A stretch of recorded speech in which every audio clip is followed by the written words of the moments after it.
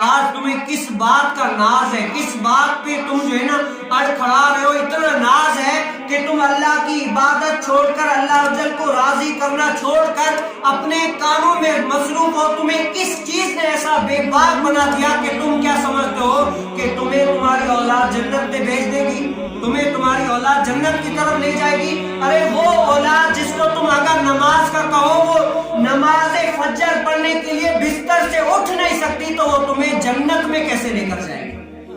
وہ اولاد اگر تم دنیاوی کوئی کام کرو تو لاکھ بہانے کرے نہ کرنے کے، اگر نماز کا کہو تو وہ بہت پوری کوشش کرے کہ میں نہیں پڑھتا، یعنی بہانے کرے، وہ نماز پڑھنے کے لیے مسجد میں آنے کے لیے تیار نہیں ہے، تو بتاؤ تمہیں جنت میں کیسے بھیجے گی اولاد؟ ان پڑوسیوں پہ ناز ہے جو کہتے ہیں کہ میرے ختم پر آ کر پڑوسی قرآن پڑھیں گے، ختم نکالیں گے، تسبیح پڑھیں گے، مجھے درود و سلام پیش کر دعائیں کریں گے کہ میں اللہ رب العالمین کی بارگاہ میں بخشا جاؤں، اللہ رب العالمین مجھے معاف فرما دے۔ ان پڑوسیوں پہ اتنا یقین کیسے؟ جب زندہ ہو تو وہی پڑوسی تمہیں تانے مار کر مار دیتے ہیں، اتنا یقین کیسے آ گیا؟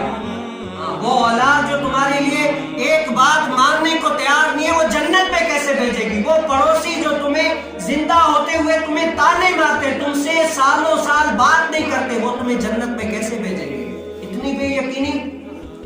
یہ تو ہمارے لیے کہ ہم شریعت کے اوپر ہم کتنا عمل کریں۔ اگر بیٹا عمل کرے گا تو اپنے لیے کرے گا، اگر بیٹی عمل کرے گی تو اپنے لیے کرے گی۔ ہر کوئی جتنا شریعت پر عمل کرے گا وہ اپنے لیے کرے گا۔ باپ کو خود محنت کرنی ہے، ہاں باپ اپنی قبر میں جائے گا، بیٹے کی قبر میں نہیں جائے گا، ماں اپنی قبر میں جائے گی، بیٹی کی قبر